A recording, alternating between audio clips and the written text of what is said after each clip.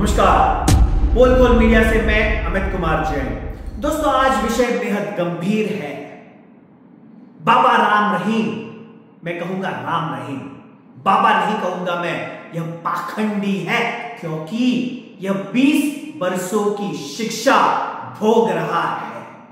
दोस्तों, न्यायालय ने इसे दोषी करार दिया है, लेकिन यह राम रहीम जो प्रचलित बाबा था, वह आज 14वीं बार परोल पर बाहर है।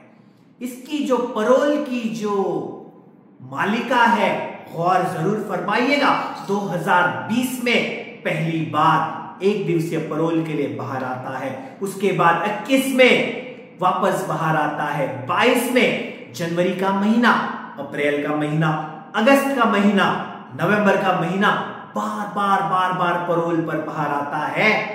और मैं आपको बता दूं, आंकड़े बयान कर रहे हैं, 1 बरस में कम से कम 90 दिवस औसतम यह व्यक्ति बाहर रहा है।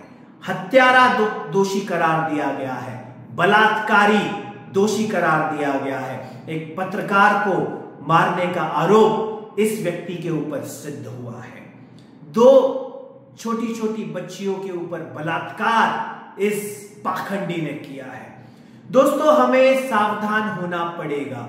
आम जनता, सामान्य मानवी जब कोर्ट का दरवाजा खटखटाता है, जो रसूखदार नहीं है, जिसके पॉलिटिकल कनेक्शंस नहीं है, जिसका भक्त परिवार नहीं है, क्या उन्हें आसानी से परोल मिलेगी या नहीं, आप स्वयं से पूछिएगा। दोस्तों, न्यायपालिका का मजाक बनाने वाला यह व्यक्ति खुद को एक एनआरआई समझता है क्या खुद को एक सेलिब्रिटी समझता है? बाहर आने के बाद जश्न मनाता है, बाहर आने के बाद इसका स्वागत सत्कार होता है। और दोस्तों, हद तो तब हो जाती है जब यह सत्संग का आयोजन करता है, भोली भाली जनता को बहकाता है, उन्हें चिकनी चुपड़ी बातों में फंसाता है। कभी पिता के वर्ष श्राद्ध के लिए, कभी स्वयं के जन्म दिवस के लिए, कभी सत्संग करने के लिए यह बार परोल पर बाहर आता रहता है। 1 बरस में औसतन 90 दिवस यह बाबा राम रहीम बाहर होता है, जेल से बाहर होता है। दोस्तों, जेल है या गेस्ट हाउस है, इसने मजाक बनाया है भारतीय न्याय व्यवस्था का, इसने मजाक बनाया है भारतीय प्रशासनिक ढांचे का, इसने मजाक बनाया है भारतीय सियासत का। दोस्तों, हमें और आपको कुछ प्रश्नों के उत्तर ढूंढने होंगे।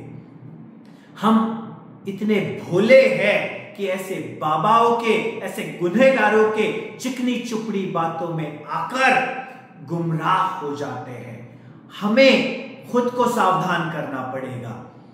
जिस बिटिया का इसने बलात्कार किया, 2 बिटिया थी वे, उनके परिवारजनों पर क्या गुजर रही होगी।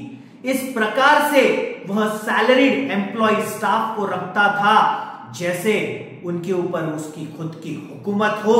यह बपौती नहीं है, यह जो मुल्क है, यहां पर न्याय है, व्यवस्था है, प्रशासन है, और सियासत का मजाक यह बार बनाते जा रहा है।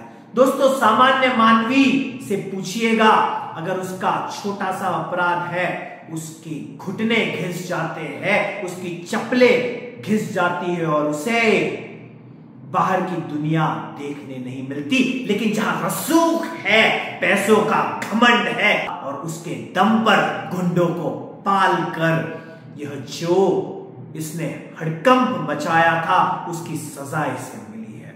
हमें एक दूसरे से प्रश्न पूछना होगा, हमें यह तय करना होगा कि इस पाखंडी का साथ देना है या न्यायपालिका का साथ देना है, एक दूसरे का साथ देना है और देश को प्रगतिशील बनाना है, या अंधभक्ति कर ऐसे गुनहगारों के चिकनी चुपड़ी बातों में आकर खुद का जीवन के ऊपर एक प्रश्न चिन्ह लगाना है, क्योंकि वो भी किसी की बिटिया थी, आने वाले समय में कोई और इसकी चिकनी चुपड़ी बातों का शिकार ना हो। आज के वीडियो में बस इतना ही। आप सावधान रहे, सतर्क रहे। जल्द ही मुलाकात होगी अगले वीडियो में। तब तक के लिए नमस्कार।